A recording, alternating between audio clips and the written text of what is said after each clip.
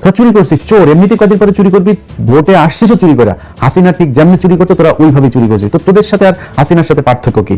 তোরা না কয়দিন আগে বলতে যে ভোটের অধিকার ফিরাই দিব, তো এইটার নাম ভোটের অধিকার ফিরাই দেওয়া? হাসিনা যেমনি চুরি করতো সেমনি যদি করিস, দেশটারে চাপ। আজকে আমাদের একটা বিদায় বৈঠক ছিল। আমরা এখানে কোনো মেজর কোনো ডিসিশন নেওয়া হয় নাই। আমরা আমাদের কাজকর্ম একটু রিফ্লেক্ট করলাম। তারপর একটা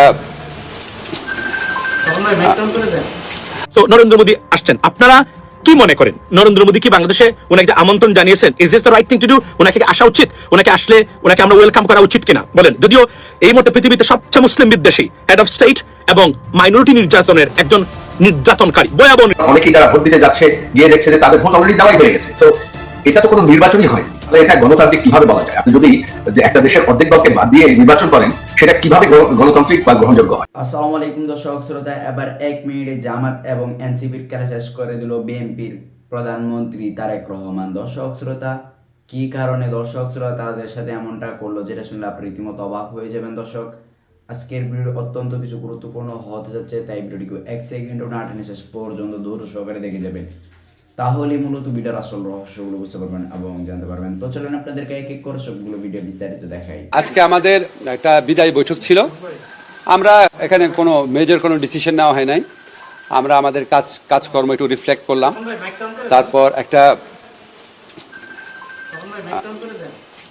তারপর আমাদের শপথ অনুষ্ঠান সম্পর্কে সবাইকে অবহিত করা হলো।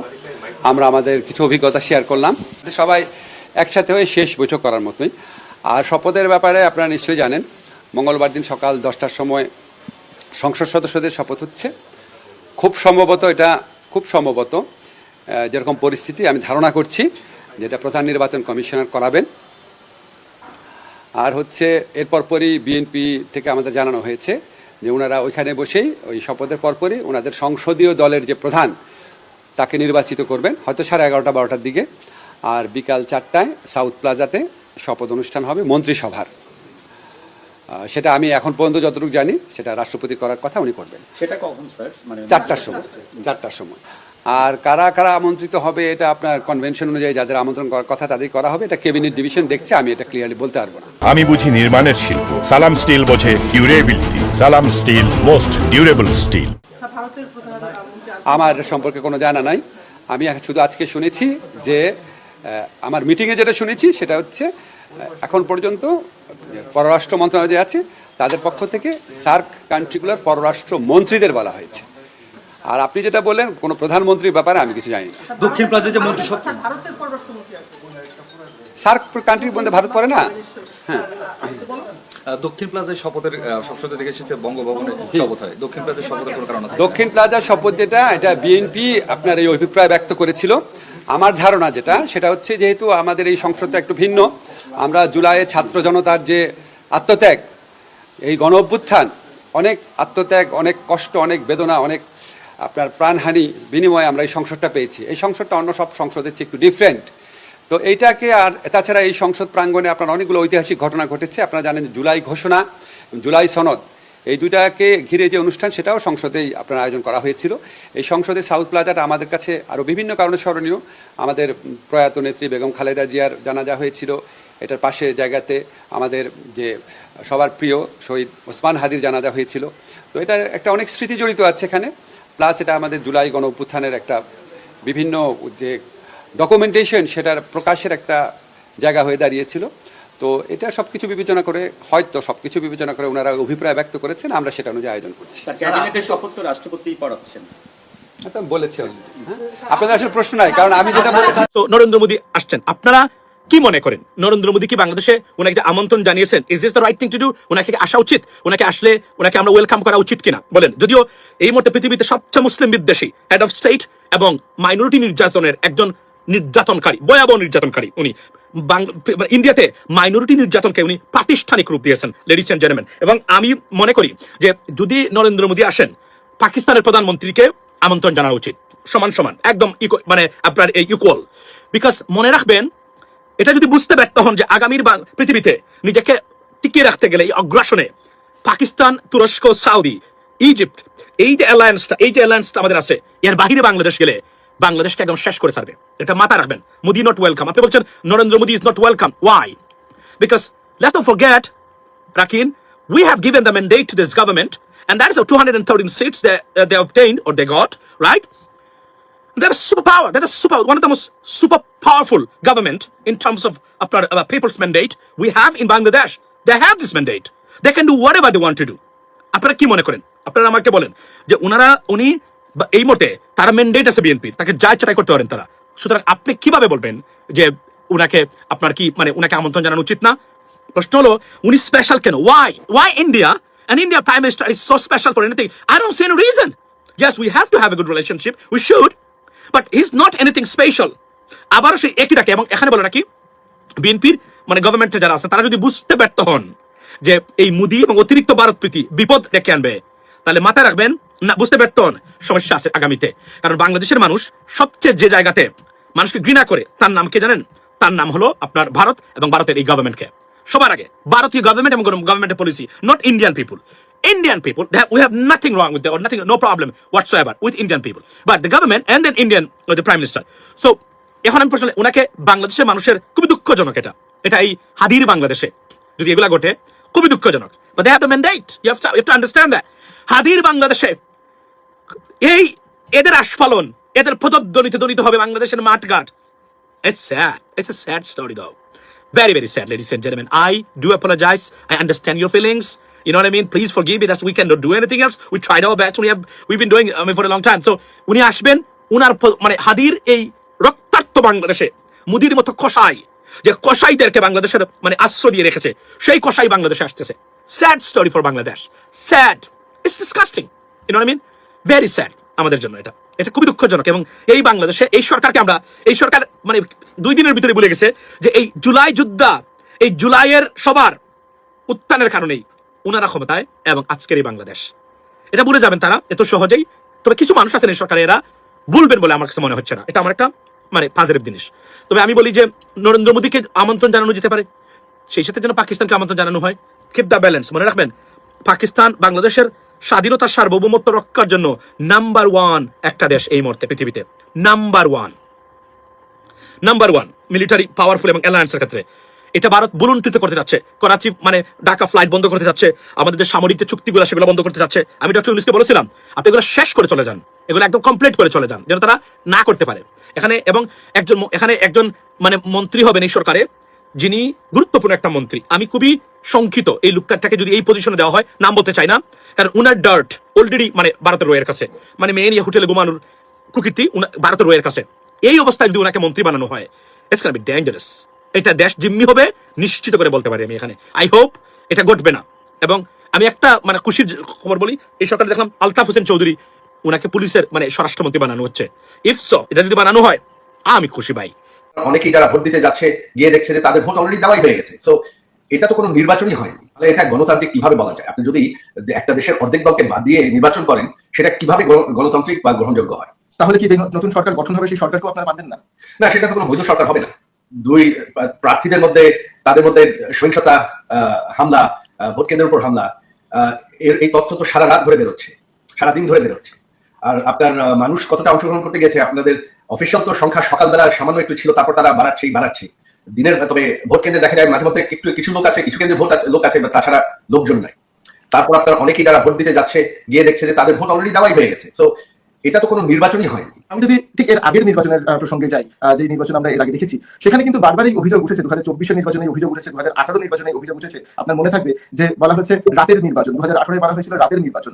এর আগেরবারে যে নির্বাচন আমরা দেখেছি, সেখানে আমরা দেখেছি সব মিলিয়ে 40% মতো ভোট পড়েছিল, 40% ভোট পড়েছিল। সুতরাং আপনারা আজকে যে অভিযোগটা আনছেন সেটা কতটা ভ্যালিড বলে আপনার মনে হয়? আপনি বলছেন সেই 2014 সালের নির্বাচন যেখানে বিএনপি বয়কট করেছিল, এখানে তো কেউ বয়কট করে না, এখানে বাধ্যতামূলক গায়ের জোরে। 2024 নির্বাচনে 40% ভোট পড়েছিল। 2024 আমরা তো এটা তো তখন আপনার বিএনপি নিজের ইচ্ছায় বয়কট করেছিল, এটা তো কেউ বাধ্য করে নাই তাদেরকে। আমরা চেষ্টা করেছিলাম তাদেরকে নির্বাচনে আনতে। তবে এখন তো আপনার বাধ্য করে গায়ের জোরে, আপনার শুধু আওয়ামী লীগ না, আপনার বাংলাদেশের যতই আপনার প্রগতিশীল দল তাদেরকে বাদ করা হয়েছে, তাদের নেতাকর্মীরা জেলে, তাদের অফিস টফিস কিছুই নাই, পুড়িয়ে ফেলা হয়েছে, তাদেরকে কোনো ক্যাম্পেইন করতে দেওয়া হয়নি। তাহলে এটা গণতান্ত্রিক কিভাবে বলা যায়? আপনি যদি একটা দেশের অর্ধেক দলকে বাদ দিয়ে নির্বাচন করেন, সেটা কিভাবে গণতান্ত্রিক বা গ্রহণযোগ্য হয়? ভোটের সংখ্যা এখন পর্যন্ত 50% ক্রস করে নাই, আর এখানে তো অনেক কারচুপি হয়েছে। তার মানে দেশের অর্ধেক মানুষের বেশি কিন্তু এখনো ভোট দেয় এই নির্বাচন।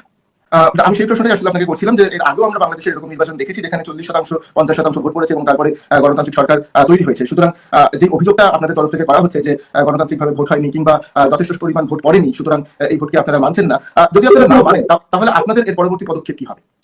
আবারও বলছি, গত নির্বাচনগুলো তো কেউ বিএনপি কে জোর করে বাদ দেয় নাই, তারা নিজের ইচ্ছায় বয়কট করেছে, তাদের ভোটাররা ভোট দেয়নি কারণ বিএনপি বয়কট করেছে। এখানে তো কেউ বয়কট করেনি, এটা তো সাজানো একটা নির্বাচন, এটা তো শুরু থেকেই সাজানো, কারণ গায়ের জোরে বাধা দেওয়া হয়েছে, বন্ধ করা হয়েছে অন্যগুলো দলকে। আপনারা কি তাহলে নির্বাচন মানছেন না? না, অবশ্যই মানছি না। কিভাবে মানবো? একটা নির্বাচন যেখানে অর্ধেক দল বাদ দেওয়া হয় গায়ের জোরে, সেটা কিভাবে নির্বাচন হয়? তাহলে কি যে নতুন সরকার গঠন হবে সেই সরকারকেও আপনারা মানবেন না? না, সেটা তো কোনো বৈধ সরকার হবে না। যদি তাই হয় তাহলে আপনাদের পদক্ষেপ কি হবে? পরবর্তী পদক্ষেপ কি? আমাদের পদক্ষেপ হবে যে এটা দেশের মানুষ দেখতে পারবে, যেই ক্ষমতায় আসুক দেশের মানুষ এটা বুঝবে, দেশের দেখা যাবে যে দেশের পরিস্থিতি কি হয়। গত 1.5 বছরে যা হয়েছে সেটা তো আমরা দেখেছি। আপনার কোনো আইন শৃঙ্খলা নেই, অর্থনীতি পড়ে গেছে, আরো হবে।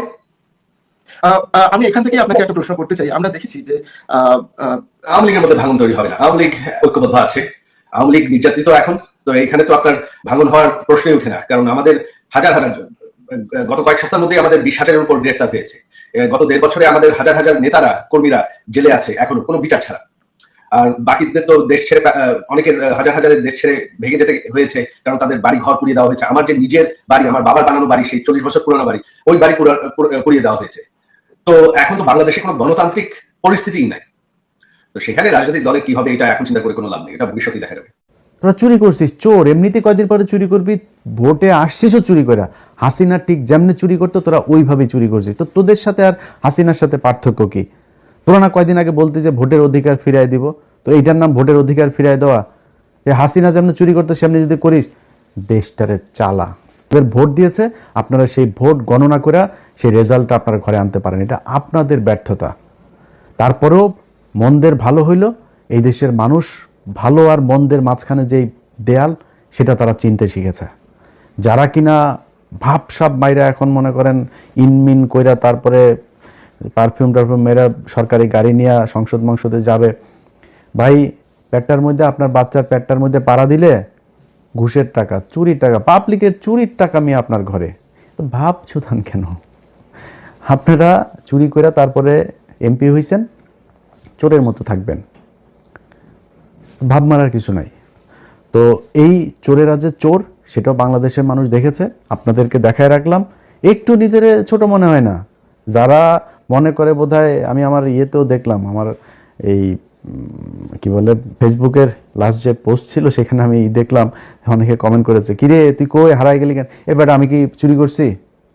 আমি চোর, আমার পেটে ঘুষের টাকা, আমার পাশে পেটের মধ্যে চুরির টাকা। তোর বাচ্চাদের পেটের মধ্যে এখন সরকারি গমের টাকা যাবে, সরকারি চালের টাকা যাবে, ভিজিএফ কার্ডের টাকা যাবে, ফ্যামিলি কার্ডের টাকা যাবে তোর সন্তানদের পেটের মধ্যে, তোরা খাবি এগুলি।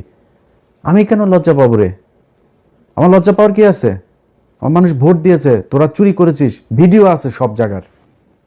মনে করেন যে আপনারা এখন ওনারা বলতে পারে যে ভাই সব জায়গাতে হয় নাই, সব জায়গাতে হয় না, এটা আপনারা বললো আগে। প্রতিটা আসনে হয়েছে, ইচ অ্যান্ড এভরি কনস্টিটিউয়েন্সি, কিন্তু যেটা হয়েছে কোনো জায়গায় কম হয়েছে, বেশি হয়েছে। এখন আপনি মনে করেন যেই জায়গাগুলোতে আপনারা করলেন, দেখলেন, আপনার দল থেকে বলা হয়েছে যে এই জায়গায় আমরা চুরি করে জিতছি, ভাই এই জায়গায় চুরিটা একটু বেশি হয়ে গেছে, আরবার নির্বাচন করব, বলছেন নাকি এখন পর্যন্ত? এই যে 2-3 মাস ধরে আপনার হুমকি দেওয়া হচ্ছে ভোট কেন্দ্রে যাইতে দিবে না, ভোট কেন্দ্রে গেলে হাত পা গুঁড়া করে দিবে, তাদের বলা হয়েছে নাকি এই তোমার দিব না, নির্বাচন করতে দিব না? এই চুয়াডাঙ্গার কালকের দিনের ঘটনা, ভোট চলাকালীন সময়, আমার পেজে যায়েন ভাই, সব আছে এখানে।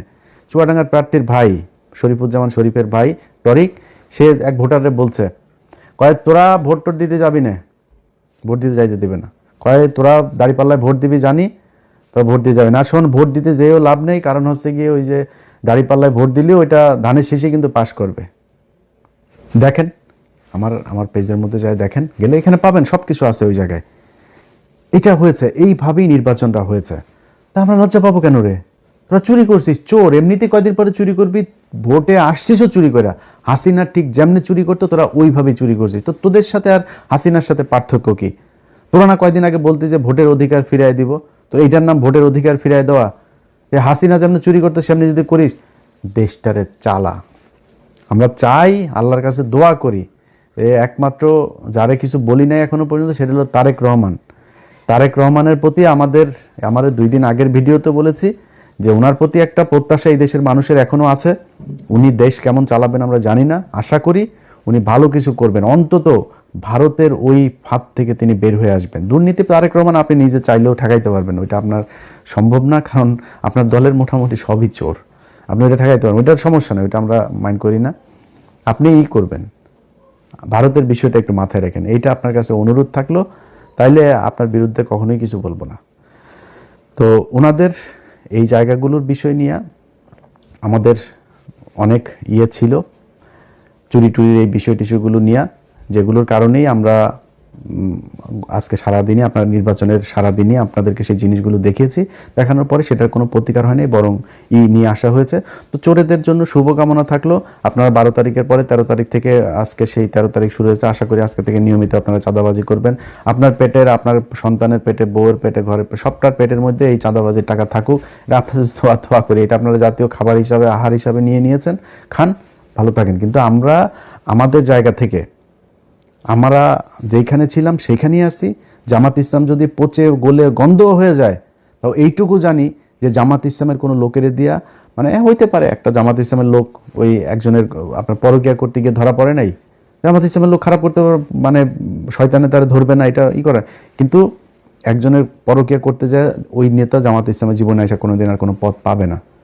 ধান্দাবাজি করবে, চাঁদাবাজি করবে, টেন্ডারের টাকা মেরে খাবে, দলের টাকা মেরে খাবে, সরকারের টাকা মেরে খাবে, জীবনে কোনোদিন দলে এসে সে চান্স পাবে না।